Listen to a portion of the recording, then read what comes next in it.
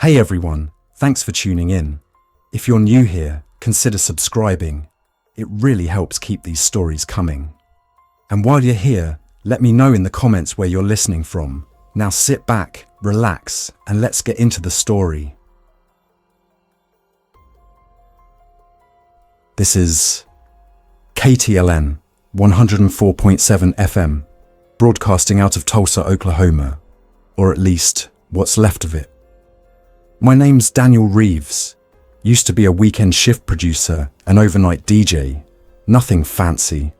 I play the late night indie sets, read PSAs about boil orders and road closures, take the occasional call from truckers rolling down I-44. I used to think those quiet nights in the booth were lonely. Peaceful, sure, but lonely. Now, I'd give anything for that kind of loneliness again. It started like any other Friday night, April 19th. I remember because we were gearing up for the Spring on the Green music festival that weekend, and the interns had plastered posters all over the studio. It was about 11:47 p.m. when the first call came in. Not from a listener, but from Chad, our traffic manager. He worked the midnight to 4 shift monitoring emergency scanners and providing updates every half hour. The kind of guy who memorized police radio codes for fun. He sounded spooked. "There's something weird coming in from Owasso PD," he said.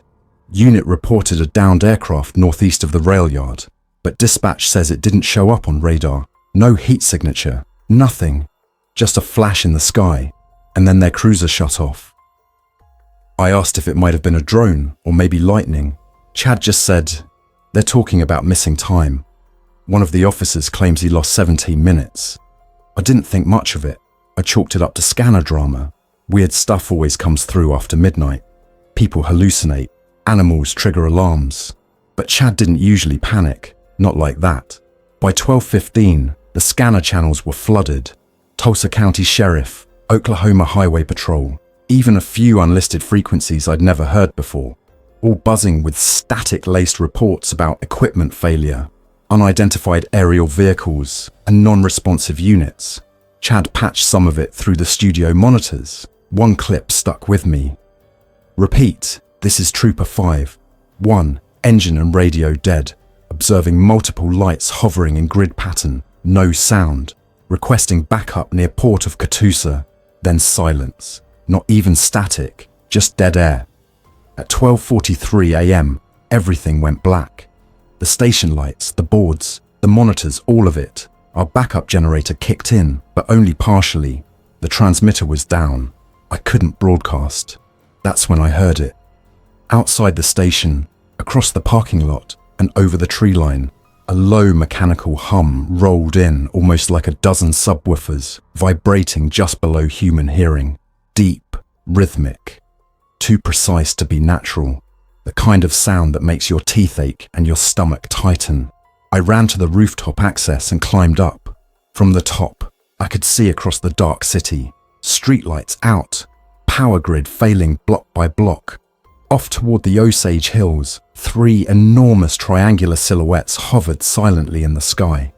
No blinking lights, no exhaust. Just a faint green glow underneath each one, like the color of a glow stick, except denser, more unnatural. Then came the tremor. Not a quake, but something more surgical, like a pulse. I felt it in my bones before it registered as sound, and when it did, it sounded like 1,000 old analog radios tuning all at once. Static, voices, harmonics, nothing human. That's when the signal cut in. Not from Earth. Chad called me again, this time from the transmitter shack. He'd manually restarted part of the uplink. "You're not going to believe this," he said. "I've got signal bleed from something at 246.95 megahertz. It's not military, Dan. It's not even atmospheric. It's something else." He sent me the audio over a hard line. I still have it burned into my brain. It wasn't speech, not in any recognizable language. It was a series of tones layered with what sounded like reverse modulated syllables and wet clicking. Like the inside of a crab's mouth, if that makes any sense. Then, a voice. In perfect English. "Do not fear. Do not resist. Reclamation is underway. We got that same message every 8 minutes, looped with slightly different intonation. It was like they were testing dialects, trying to fine-tune it to sound more human. At 1:32 a.m., I saw the first one. It wasn't a ship, not this time. It was on foot, or at least moving. Down on Riverside Drive, something walked past the turnpike on-ramp. It was tall, easily 8 feet, with legs bent backwards at the knee and arms that reached nearly to the ground. The thing shimmered like a heat mirage, its edges too hard to focus on. I swear I saw it phase through a parked car. That was when I decided not to go outside again. I bunkered in Studio C, where we kept the emergency ham radio rig. Old analog, all shielded, still powered by its own deep cycle battery. I strung the whip antenna out the window and started broadcasting on 27.185 megahertz CB channel 19. That was the trucker channel. I figured if anyone was still alive and on the road, they'd be listening. I spoke into the mic like it was my last shot. This is Tulsa station KTLN. If you can hear this, you are not alone. We're still here. We've lost the grid. We've lost contact with Norman, with OKC, with Fayetteville. We don't know what they are, but they are not from here. If you are receiving, respond.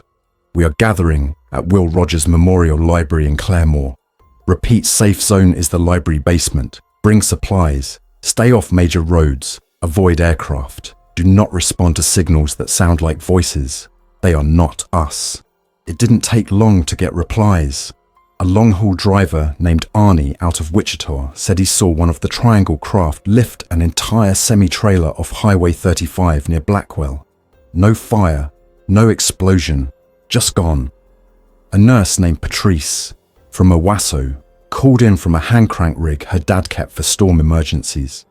She said the hospital was overrun with people babbling in foreign tongues, not alien human, but wrong, like they were mimicking someone else's voice. She swore one of her co-workers started repeating, word for word, an exact phrase she'd just said a moment before, then again and again. Then her signal cut out. By dawn, the sky was full. The Triangle craft was still there, joined by other spheres, rods, discs, silent, hovering, scanning. They ignored houses, roads, churches, but every time someone broadcast on a major band or tried to use satellite comms, they zeroed in. That's when we figured it out. They were listening. I stayed on air for 36 hours straight. No food, barely any water, just signal boost after signal boost, relaying escape routes, listing safe zones, warning people away from dead zones areas where the air shimmered and electronics failed instantly. I could feel the exhaustion in my fingertips as they hovered over the console, every motion slower, heavier, but I couldn't stop. The moment I paused, the silence became unbearable, like the whole world was holding its breath, waiting for the next sound, the next voice to prove it was still alive. By hour 38, my body started to betray me. I was hallucinating shadows in the corners of the booth, seeing flickers of movement on dead monitors. Once, I caught myself broadcasting to a mic I hadn't even switched on. But the worst part was the air, not the silence, not the stillness, but the feeling in the air, as if the atmosphere itself was thicker, altered, like the pressure had shifted in some subtle but permanent way. Every breath tasted faintly metallic. Every sound carried too far, reverberated too long. I knew I had to sleep or I'd crash. I found a blanket in the back room, one of those scratchy polyester things we kept around for tornado warnings, and curled up under the doors. The hum of the backup power system was the only constant. A soft pulse in the dark that reminded me I hadn't gone completely deaf. I don't know how long I was out. Could have been 20 minutes, could have been 6 hours. But when I woke up, something had changed. The station felt empty. Not just deserted, but stripped of something intangible. Like a museum replica of itself, the light through the soundproof glass was brighter than it should have been. I stood up, swaying with the weight of my own legs, and made my way to the roof again. That's when I saw them. Clusters of people, no more than a dozen, walking single file along the edge of the Arkansas River, not fleeing, not even looking around, just walking, perfectly spaced, barefoot, their arms hanging limp at their sides. Some wore pajamas, others work uniforms. One man was completely naked, his skin sunburned and blistered, but they all had the same expression, blank, peaceful, vacant. They didn't blink, they didn't speak, and when I called out to them, not one of them turned. I watched them for 10, maybe 15 minutes, until they disappeared behind a concrete barrier. I never saw where they went. When I returned to the studio, the emergency scanner was picking up something new, a repeating tone at 1420 megahertz, modulated in narrow bandwidth bursts. That frequency was familiar. I knew it from a documentary years ago. It was the hydrogen line, a natural frequency used by radio astronomers and SETI because it's universal, quiet, and unambiguous. Something was using it now. And the message was clearer this time. It started with a short burst of static, followed by a chirp that sounded almost digital, and then the voice again. Not mechanical now, smoother, closer to human cadence. It said, "Preservation protocol initiated. Extraction process at 7.4% complete. Remain calm. Human function non-essential." And then it repeated, every 6 minutes, on the dot. I didn't broadcast it. I didn't want to give that thing a louder platform. Around that same time, people stopped calling in. I tried reaching the Claremore Library, where the original safe zone had been set up. Nothing. Not even a carrier signal. The repeaters must have been shut down or fried. I scanned through the channels one by one, looking for anyone still transmitting. On Channel 5, I heard what sounded like a child humming. Channel 11 had a loop of the Lord's Prayer, but it was in reverse. Channel 21 played the exact sound of my own voice from 2 days ago, my own rebroadcast from somewhere I couldn't trace. I shut the rig down and stepped away. I'd seen enough strange things in the past 48 hours to know when I was being baited. The city outside was unrecognizable now. Fires burned slowly, never spreading, as if the air itself had been altered to suppress combustion. Cars sat at awkward angles in intersections, doors open, windows fogged over. Animals had vanished. No birds, no squirrels, no stray dogs, not even the buzz of insects. Just the distant mechanical hums and the occasional, faint echo of the voice on the hydrogen line. I knew I couldn't stay forever. The station was built to survive bad storms and outages, not an invasion. Supplies were dwindling. The generator would last a few more days, maybe a week. I needed to find people. I needed to know if anyone else had figured out how to fight back, or at least survive without becoming one of those hollow-eyed wanderers. I made a list of nearby places that could still be standing. Rogers State University, their science building had an independent backup grid. The county fairgrounds sometimes used for disaster relief. A few old Cold War-era storm shelters near Verdigris. I plotted them on a paper map and packed what I could carry. A radio, a flashlight, bottled water, some energy bars from the break room, and a Smith Wesson M&P 9mm I'd recovered from the glove box of an abandoned Tulsa PD cruiser a block down. I wasn't a gun guy, not before this, but the way the world was now, it felt less like a weapon and more like a superstition, a charm against the unknown. I left the station just before sunset. The light had changed again. Everything was bathed in a diffuse amber hue, as if the sky had been covered by a translucent film. Shadows didn't fall where they should have. Trees bent slightly, not with wind, but in slow, rhythmic pulses, like they were swaying to a sound I couldn't hear. I avoided open roads, sticking to alleyways and tree lines. The silence pressed in harder out here, even worse than inside the station. Near Admiral and 145th, I found a group of survivors barricaded in a laundromat. 4 of them. 2 men, an older woman, and a teenage girl with a hiking pack and a homemade radio receiver. Their names were Darren, Nate, Shirley, and Mia. They'd been surviving on bottled water and vending machine snacks, sleeping in shifts and keeping watch through boarded-up windows. They let me in because of the radio. Mia recognized my voice. "You were the one on 27.185, she said, eyes wide. "We thought you were dead." We shared information late into the night. Darren had seen one of the drones close up a silver orb with no visible propulsion system, just a mirrored surface that rippled like water when it moved.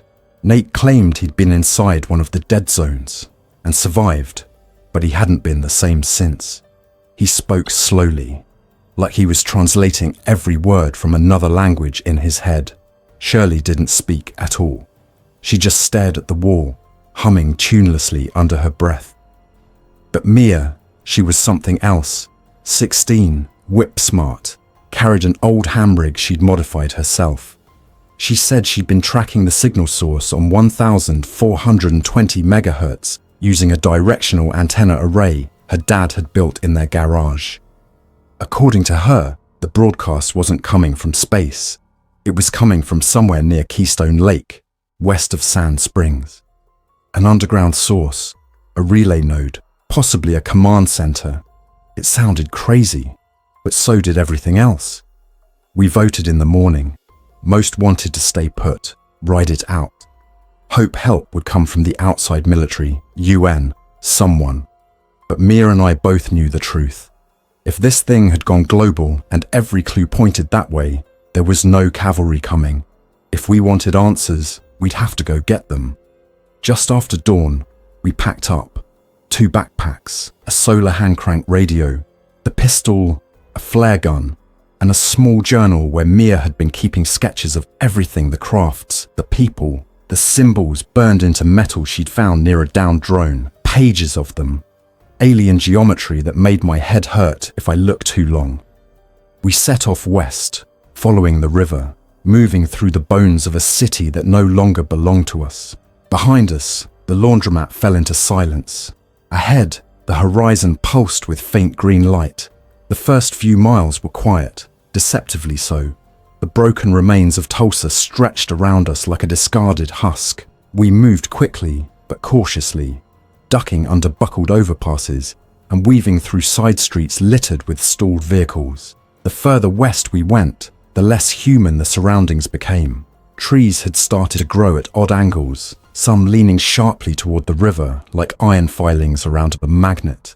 A few buildings we passed had warped in unnatural ways. Steel I-beams bent into curves, windows melted in precise fractal patterns. Mia noticed it first, tapping my shoulder and pointing toward a telephone pole with its wires neatly unraveled and woven into a spiral dangling midair. It wasn't just destruction. Something had rewritten the structure of the world in select pockets, like a sculptor carving out parts of reality and folding them in on themselves. The air grew colder as we moved. It wasn't a natural cold. The temperature drop came in pockets, with abrupt shifts of 20 or 30 degrees in just a few steps. One moment, sweat dripped down my back under the weight of my pack. The next, I could see my breath hanging in the air. These cold zones were always accompanied by the same sound, a low harmonic vibration that we couldn't locate. Not mechanical, not organic, just ever-present, like tinnitus tuned to the key of fear. By noon, we reached Chandler Park, a place I remembered from childhood field trips. It was high ground, a limestone bluff overlooking the western outskirts. We took a break beneath one of the old pavilions, half collapsed but still offering some shade. Mia pulled out her antenna array and set up a quick triangulation sweep. She'd rigged it together using salvaged copper wire, plastic rods from an old baby gate, and a heavy-duty battery pack she'd pulled from a UPS backup in a dentist's office. It didn't look like much, but it worked. The receiver beeped steadily, more frequently now. We were getting closer to the source. I scanned the view with my binoculars, sweeping west toward Keystone Lake. What had once been a recreational reservoir now looked like something out of a geological anomaly report. The water had drained in parts, leaving exposed mudflats carved with deep symmetrical grooves. In the middle of the lake bed, An unnatural dome rose from the earth, dark, metallic, seamless. It had the appearance of a buried sphere, just the top exposed, about the size of a football stadium. Faint pulses of light flowed across its surface like circuitry under glass. Whatever was broadcasting on 1420 megahertz, it was coming from there. We agreed to move on foot along the rail line that paralleled West 21st Street. There was less chance of being seen from the air, and the embankments offered cover. As we descended into the valley, we passed through a series of abandoned freight yards. The place was a graveyard of locomotives, hundreds of cars left to rust in silence, their engines dormant, their cargo long forgotten. In one of the boxcars, we found signs of an attempted hideout, empty water jugs, a burned-out sterno can, a torn Oklahoma City Thunder blanket. No people, just an AM/FM radio, smashed and gutted, its antenna snapped clean off. That was when we heard the voices again, not through any equipment, but directly. They weren't loud, just whispers, curling at the edge of our perception, like a dream slipping away before you can recall the details. They didn't have words, not in any language I understood, just rhythms, breathing patterns, emotional tone. They made the air feel thick, syrupy, harder to breathe. Mia clutched her pack tighter and pointed to her ear, then shook her head slowly. She was hearing it too. The dome loomed closer. The sky above it remained in a state of unnatural twilight, even though it was mid-afternoon. There were no clouds, just a pale, glassy haze that seemed to bend the sunlight. Birds never crossed the area. Insects wouldn't go near it. And no drones hovered above this place like they had over the city. It was too quiet. That's what made it worse. There was a reverent stillness, like the air was holding its breath. We found shelter that night in the basement of an old visitor center near Keystone Dam. It had concrete walls and no windows, stocked with dusty brochures from a decade ago.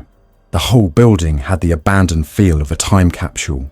There was no power, but Mia set up a small LED lantern and we ate in silence. Dried fruit, crackers, jerky from a care package someone had left in a Red Cross tin. Later, while she slept with a makeshift blindfold wrapped around her eyes, I stayed up monitoring the radio. At 3:12 a.m., I caught something new. Another burst on 1420 megahertz, but this time not a repeat. It was longer, about 30 seconds, and the voice was different, rougher, imperfect. It said, "We do not seek your extinction. We require configuration, reframe, calibration of world form. Resistance creates noise. Silence is optimal." Then nothing. I didn't wake Mia. I just wrote it down in her notebook and tried to get a little rest myself, but sleep didn't come. Every time I shut my eyes, I saw those blank faces walking the riverbank. I remembered how they didn't blink, how they didn't hesitate. The next morning, we approached the dome from the North Ridge, using a maintenance trail that led down toward the eastern edge of the lakebed. As we moved closer, the ground became more unstable. The soil wasn't soil anymore.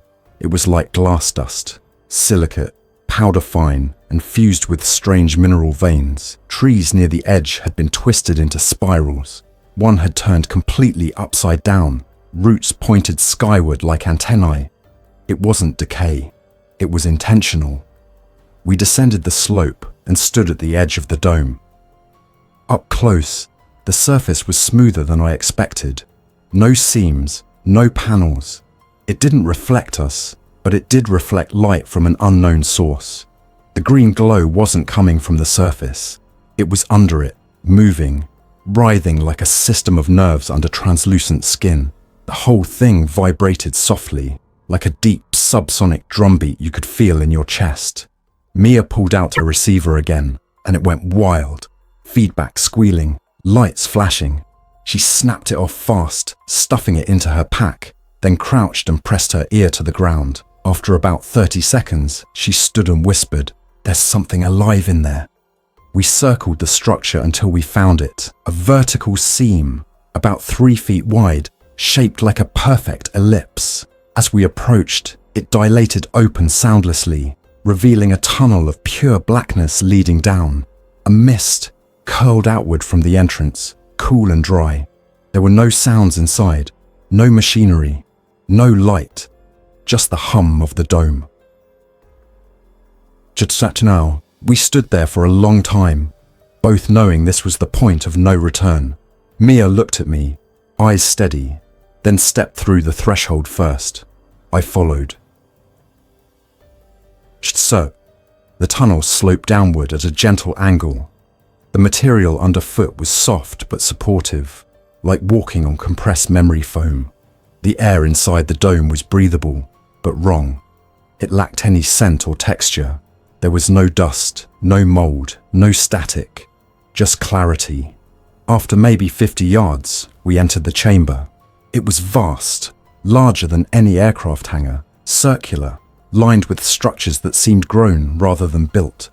Tubes of dimly glowing material wound between obelisks suspended in midair. In the center stood a tall, vertical pillar, smooth and dark, with fluid lines flowing across its surface in response to our movement. It responded to our presence. A voice spoke, not aloud, not from any direction, but from inside our heads. It said, "You are out of place." Mia grabbed my arm, face pale, pupils dilated. Another pause. Then it spoke again. "You carry resonance, remnant signal, calibration anomaly. Why?" We didn't answer. We couldn't. The thoughts weren't in words but impressions, compressed ideas laced with meaning far beyond speech. The pillar shifted. We were being scanned, not just biologically, but mentally, emotionally, historically. Every memory, every trauma, every association unraveled and played back to us through sensations. I felt the day my father died. I heard the crowd cheering at my high school graduation. I smelled rain on the asphalt in downtown Tulsa during my first kiss. And then I felt the silence, the invasion, the moment everything changed. I collapsed. Mia caught me, or I might have hit the ground. Her lips were moving, but I couldn't hear her. The dome wasn't just observing, it was integrating us. Then, without warning, the chamber shifted. A new voice, older, layered with what felt like exhaustion, spoke a final phrase. Too much divergence, collapse probable, relay quarantine maintained, others must not listen. And with that, the pillar dissolved into vapor, the lights dimmed. The chamber pulsed once, like a heartbeat, and we were ejected. One moment we were inside, the next we were outside the dome, lying in the silicate dust, the entrance sealed behind us. Mia's receiver was fried. Her notebook was blank, pages scrubbed clean. I still had the pistol, but the clip was empty, even though I hadn't fired it. The ejection from the dome hadn't left any marks on us, no burns or bruises, but the sensation lingered. An internal pressure that hadn't yet faded, like the echo of a deep sea dive or the drop in cabin pressure on a flight. Every breath felt like it belonged to someone else. Every sound seemed fractionally delayed. The world hadn't changed, but we had. Something had altered us in a way that didn't leave scars, only silence. We sat in the dust for nearly half an hour, watching the dome. No sounds, no lights, just its matte black surface standing inert against the haze-filtered daylight. There were no birds above it, no wind brushing the sparse foliage nearby, no signs that time was moving forward in the same way it had before. We were both trying to understand if we'd been spared, rejected, or warned. Mia finally stood, brushed the fine grit from her pants, and checked her bag. Everything metal inside was magnetized, clinging to itself in awkward shapes. Her water bottle was imploded, the plastic warped inward. My watch was frozen at 10:22 a.m., roughly when we'd stepped inside. It was now early evening. We didn't speak as we left the lake bed. Neither of us trusted our voices. Not yet. We moved eastward in silence, the sun dragging itself across the orange-tinged sky. Clouds formed now and then, but never moved. They stayed pinned to fixed points like errors in rendering. Occasionally, we would hear what sounded like distant machinery, large, slow-moving gears or turbines, but there was no visible source. We crossed the skeletal remains of Route 51 and headed towards Sand Springs. We passed empty homes with doors left open, mail scattered across porches, and signs of recent meals abandoned mid-bite. There were no bodies. There were no bloodstains or signs of conflict, just absence. An entire population gently plucked away, leaving behind the artifacts of daily life. In one backyard, a sprinkler system still tried to function, spurting dry gasps into browned grass. As we reached the edge of a neighborhood, once lined with trucks and SUVs, a sharp, metallic crack echoed across the air. Not thunder, not a gunshot. Something stranger, high-pitched, layered with interference, like a break in atmospheric pressure. We froze. From the far end of the cul-de-sac, movement emerged. 3 figures, slow, fluid, gliding more than walking. They weren't shimmering like the earlier ones I'd seen near the river. These were solid, but not fully defined. Their outlines flickered between frames, like old film reels missing exposures. We ducked into a garage and pulled the door down halfway, crouching behind an overturned workbench. Mia didn't breathe. I didn't either. We watched as the entities passed by. Tall, with elongated torsos and limbs that moved with unnatural grace, almost too perfectly smooth. Each carried something in one hand, devices that looked like short rods with faintly pulsing ends. They stopped just once, one of them turning slightly toward the house across the street. The motion was mechanical, almost investigative. After a moment, they continued on, following a route we couldn't see. Once the shapes disappeared behind a wall of still hedges, we exhaled. Something about them felt different from the drones and orbs, more purposeful, less reconnaissance, more collection, or enforcement.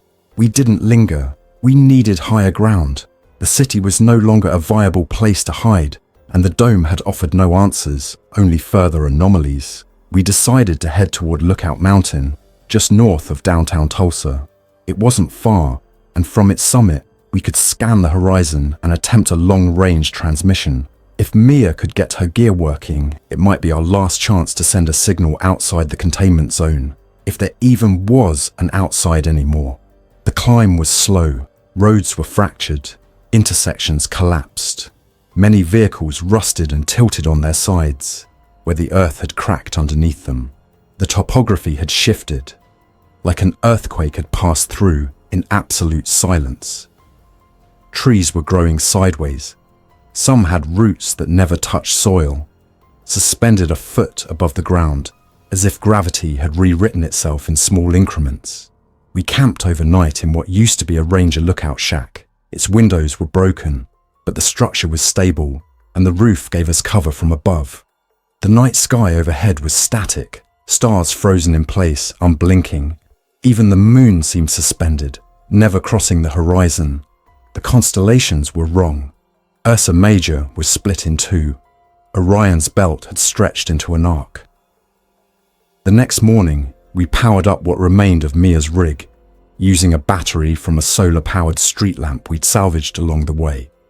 The radio chirped back to life, its screen flickering and distorted, but functional. No standard frequencies were active. FM, AM, VHF, and UHF were all flooded with soft bandwidth pulses or repeating tones. But the hydrogen line, 1420 MHz, was still there, clearer than before, and it was no longer automated. We recorded 6 minutes of a new message. The language was now fully synthesized English, no longer stilted or fragmented. Cognitive resistance exceeds parameters. Isolation zone breached, observation suspended, integration proceeding, calibration units en route, prepare for convergence. This wasn't communication, it was declaration. The tone wasn't curious anymore, it was final. Shortly after we stopped the recording, the sky began to change. A tier formed across the western horizon, perfectly horizontal, about 10 degrees off the plane. It wasn't light or smoke, it was absence. a fault in reality that shimmered like film separating from its reel. Through it, we saw fragments of another sky, bluer, cleaner, with faster moving clouds and stars in motion, a mirror or a gateway or a replacement. That's when the people started to return. We saw them first along the roadsides, standing still. Their eyes were open, blinking normally. They moved and adjusted their clothing, brushed off dust. But their faces were blank, not empty, but neutral, no confusion, no fear, just readiness. They began to walk, not toward the city, but toward the tear in the sky. Thousands of them. One passed within 10 feet of our position near the overlook. A middle-aged man in khakis and a grocery store uniform. Name tag still attached. His hands were folded calmly behind his back. I tried to speak to him, to ask his name. He paused, turned. His eyes met mine. I was returned, he said. What does that mean? I asked. His eyes didn't blink. I was adjusted. He kept walking. More were coming now. The highways were filling with them, calm, passive, moving with one goal. They weren't brainwashed. They weren't scared. They simply no longer belonged to the same category of humanity we did. Something had changed in their internal architecture, an update we had either missed or been rejected from. Mia pulled out the notebook again. The pages, once wiped blank, were slowly reappearing, lines sketching themselves in reverse ink, as if the paper remembered what had once been written there. Diagrams, coordinates, and symbols I hadn't seen before. Symmetrical glyphs, nested triangles, interlocking curves. Beneath them, one phrase written by hand in Mia's own script. They aren't invading, they're correcting. We had a choice now. Follow them into whatever awaited through that horizon, or resist, hide, try to preserve something of what we were before.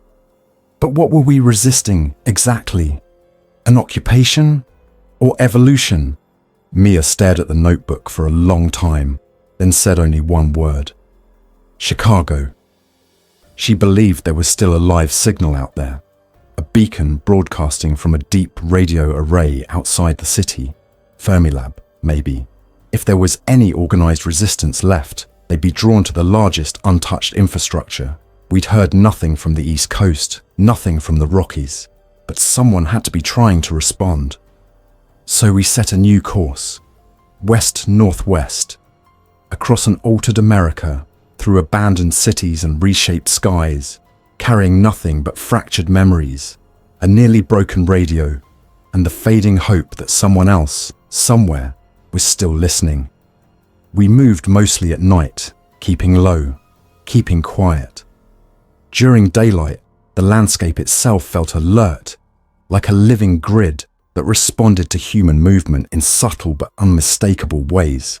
In the Midwest, the roads no longer pointed where they once had. Entire highways curled unnaturally around invisible dead zones, with GPS units, those few that still powered on, returning fragmented maps and distorted topography. Town names were replaced by blocks of symbols, their meaning unreadable but eerily consistent. Every screen we encountered, phone, billboard, ATM, even gas pump displays, refused to show familiar language. Even digital clocks blinked alien glyphs. We stuck to the shadows, through the wreck of Joplin, Missouri, then up along what was left of Highway 71 toward Kansas City. We bypassed the cities themselves, cutting across farmland and ghost suburbs, where every house looked occupied until you stepped closer. They weren't ruins, not in the traditional sense. No rot, no graffiti, no animals reclaiming the space. Just frozen scenes, toys still on front lawns, coffee cups still half full, showers left running cold, yet not a single human being in sight. Not a sound except for the distant throb of electromagnetic hums, pulses that came and went like the breathing of something buried beneath the soil. Each night, Mia powered up the scavenged rig and swept the hydrogen line. The 1,420 megahertz signal was still broadcasting, but it was different now. The language had dropped altogether. What came through were bursts of tone and pacing pulses, patterned but never repeated. like an evolving algorithm. It was no longer trying to speak, it was counting. Some nights we found evidence of others who hadn't adjusted. Makeshift shelters under highway bridges, barricaded motels, dugout fire pits surrounded by crushed cans and stripped wiring. But we never found people, not living ones, not anymore. The ones we did come across, standing in rows on the edge of highways, gathered silently in abandoned sports fields, packed into bus terminals and train stations, were the adjusted. We'd stopped calling them human by then. They wore the same skin, the same clothes, sometimes even the same names stenciled on badges or uniforms.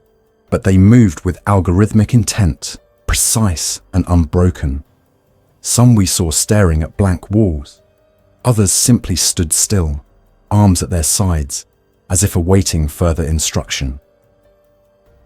In Topeka, we saw them loading into cargo transports, black, oblong vehicles with no wheels, no windows, just the faint glow of undercarriage lights lifting them from the pavement. The people entered calmly, one by one, stepping through a field of vapor at the rear hatch. None ever came back out.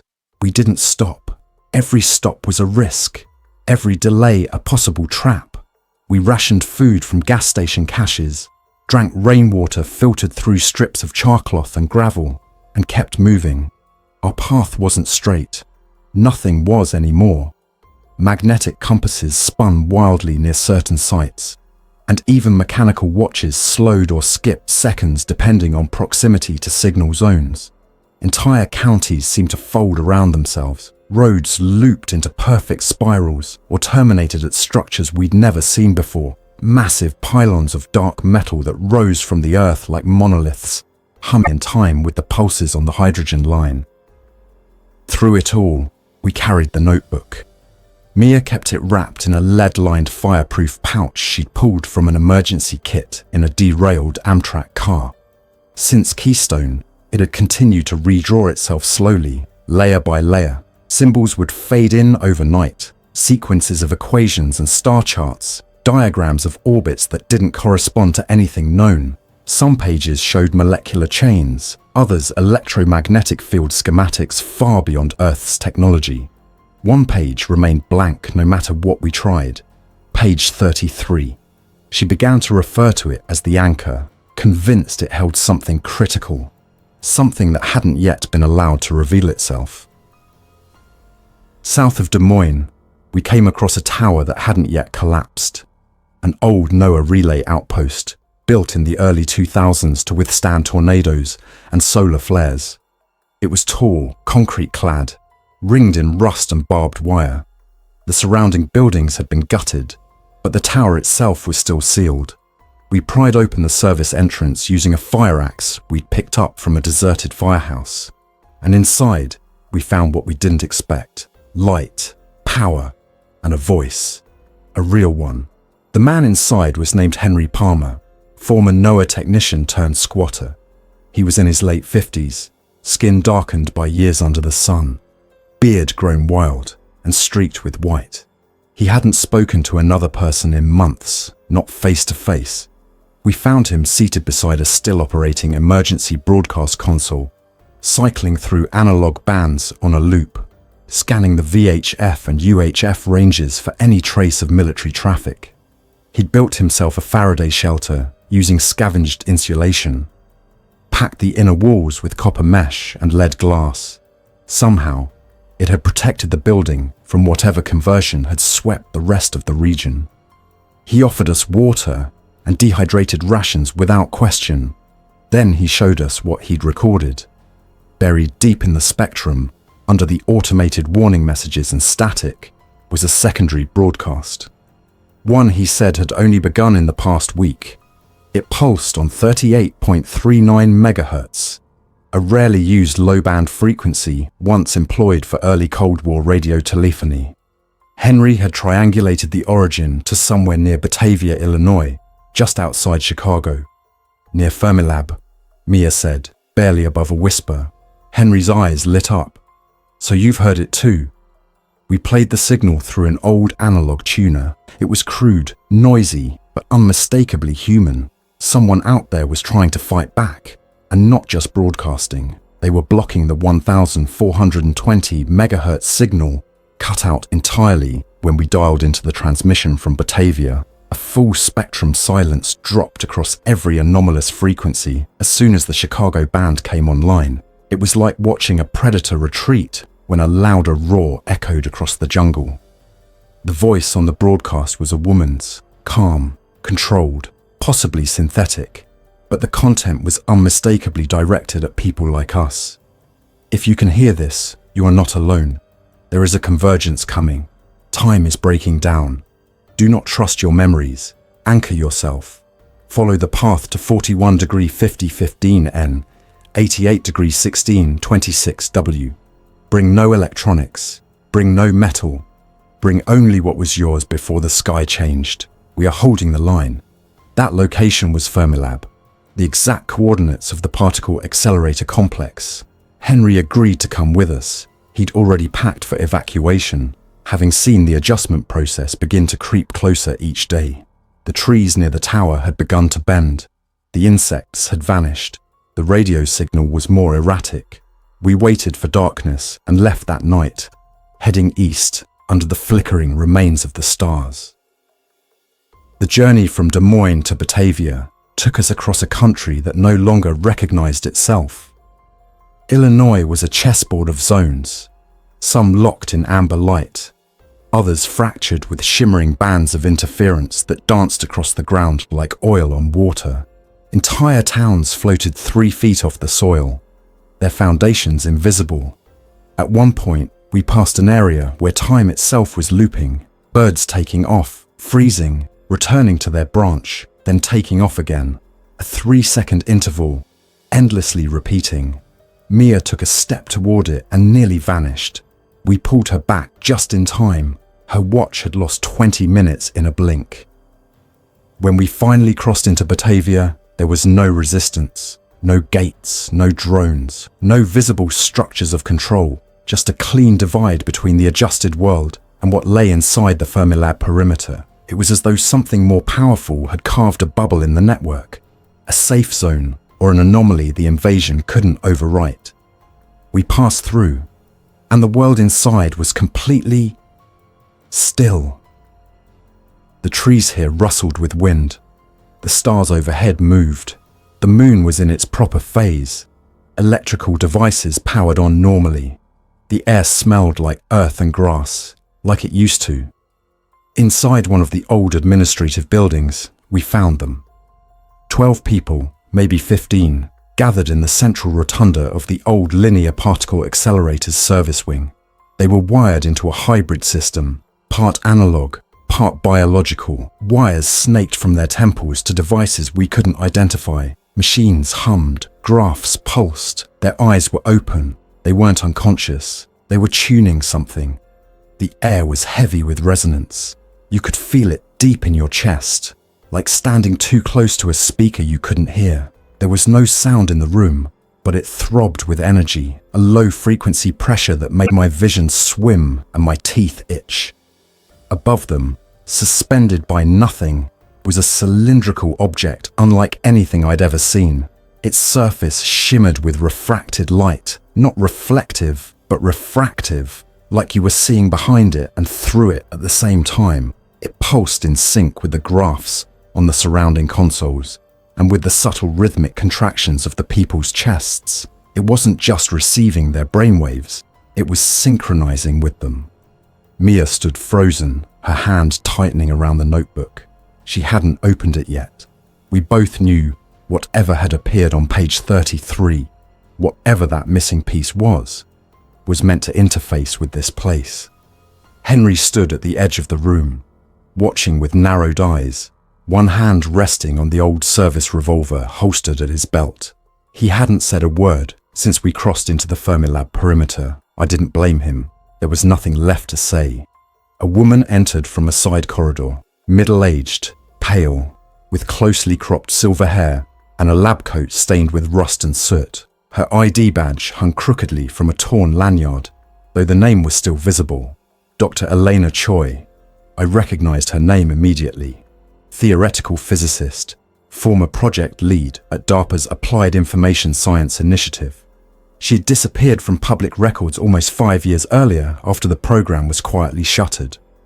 Conspiracy forums had speculated on her fate, defection, exile, abduction. But here she was, walking calmly through the eye of the storm. "You came through the dome," she said. Her voice was calm, low, almost hypnotic. "And you weren't rewritten. That's rare." I didn't answer. Mia finally stepped forward and handed her the notebook. Dr. Choi didn't even look at it. She pressed it against the device, hovering in the center of the room. The ink flared blue, like bioluminescent algae struck by light. Page 33 came alive, shifting symbols across its surface in real time. "They're rewriting local frequency structures," Choi said as she studied the reaction. "The invasion wasn't kinetic. It was harmonic. They tuned our environment to their base signal, then filtered incompatible patterns. Anything that couldn't adapt was either removed or overwritten." Henry finally broke his silence. "You mean people? I mean memory, behavior, cognition, culture. All of it runs on modulated frequencies. Our thoughts, our emotions, our very perception of reality. They're not invading with ships and weapons. They're adjusting reality to fit within their range." She explained that Fermilab had become an anchor point, not because of the equipment, most of which had long since been decommissioned, but because of the foundation. Literally, the accelerator's geometry formed a closed-loop system with a specific harmonic footprint, one incompatible with the alien frequency overlay.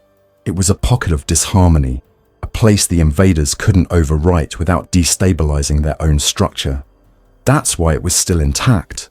The people wired into the system were known as stabilizers, volunteers, some scientists, others survivors, who had managed to hold on to their cognitive independence long enough to be trained. They weren't broadcasting anything. They were dampening the resonance field, creating interference, noise, enough to shield the area, block the adjustment protocols, and buy time for something else. "Time for what?" I asked. Choi looked at Mia. "For her." The notebook was still glowing faintly in her hands, the symbols cycling faster now.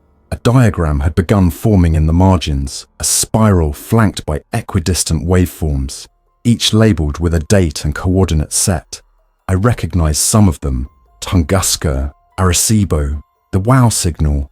A strange glyph was marked next to each one I remembered from the dome. "These are prior contacts," Choi said. "They weren't accidents. They were calibration events, tests, pulse checks. We've been on their map for over 100 years, and each time, the Earth's background frequency changed slightly." She pointed to the final entry on the list, Keystone Lake, Oklahoma, dated 2 days prior, marked with a symbol that matched the one Mia had drawn near the dome's entrance. "You've seen the origin point," she said to Mia, "and you returned unaltered. That means your frequency is out of phase with theirs. You're the anomaly, the kind of signal they can't absorb." "But what does that mean?" Mia asked. "It means you can broadcast." Choi led us to an adjacent lab space, dimly lit, lined with disused instrumentation and insulation foam panels. At the far end stood a reconstructed rig, cobbled together from old military radio parts, hardwired copper coils and components I didn't recognize. She called it the initiator. Its purpose wasn't to jam or block the signal, but to create a synthetic alternative, something tuned not to their pattern, but ours. A human resonance amplified and projected across the adjusted landscape, a counterwave. Mia would be the carrier. Her voice, her memories, her frequency. We only had one shot. The signal would have to pass through the surrounding noise, reach the population centers, and sustain itself long enough for others, those still resisting internally, to hear it, to realign. It wouldn't bring them back physically, but it could restore awareness, reboot the pattern. The danger was obvious. If they detected the pulse, they'd respond. Not with bombs or soldiers, but with a collapse, an unweaving of everything they couldn't overwrite. This place, us, the signal itself. Still, Mia didn't hesitate. We ran a diagnostic on her vitals. Choi fitted a transducer coil against her sternum, another at the base of her skull. I monitored the levels from an old oscilloscope, watching as her neural rhythms formed an elegant wave, clean and strong. She sat in the center of the chamber, surrounded by dampening loops and backup inverters. Outside, the wind picked up. Real wind, not the artificial kind. The sky churned with shifting layers of cloud, no longer symmetrical. The change was already beginning. Choi gave her the cue, and Mia began to speak. Not into a microphone, not through any recognizable language, just tones, long, rising harmonics, layered with resonance. Her voice dropped and climbed, weaving a carrier wave composed not of sound but memory, moments, the taste of rain, a mother's embrace, laughter under firelight, the electric tension of a first kiss. Every sound she made carried meaning, intimate, specific, human. The initiator pulsed, and the world responded. I don't know what we expected, an explosion, a storm, maybe nothing. But what happened was stranger than any of it. The air shivered. Outside, the people standing in the field stopped moving. Some dropped to their knees. Others clutched their heads. The sky cracked, not broken, but peeled, as if the overlay were lifting. Through it, we saw the real world. Familiar constellations, an atmosphere with depth, cities flickering with their true geometry. Not all at once, not everywhere, but in patches, like a canvas shedding paint. Mia kept going, even as blood ran from her nose, even as the device sparked and the consoles overloaded. The stabilizers around us screamed, not in pain, but in unison. One unified sound of resistance, like a firewall pushed to its limit, and then silence. The device collapsed, the power failed, the pulse stopped. We rushed to Mia. She was unconscious, pulse weak but present. Her mouth moved slightly, whispering something I couldn't hear. Choi scanned the horizon through the observation port. The sky was flickering. The towers were retracting. The adjusted stood frozen in place. The frequency had changed. It hadn't stopped the invasion, but it had proven one thing. We were not beyond reach. We could still be heard. 3 days later, we walked through Chicago. Parts of it were intact. Others shimmered, still shifting between realities. But people were waking up. Not all of them, but enough. They remembered flashes, a name, a voice on the radio, a girl with a notebook and a broken receiver. Mia slept for most of the journey. When she finally woke, she asked only one question. Did it work? I told her the truth. It had started something. Not the end, but the beginning. And as long as the signal remained, as long as even one voice was still broadcasting, the frequency of the human spirit could not be overwritten. Not forever. Not without a fight. Thanks for listening. If you enjoyed this story, don't forget to like and subscribe. Your support keeps these creepypastas coming. Until next time, stay alert, stay safe, and never ignore the feeling that something is watching.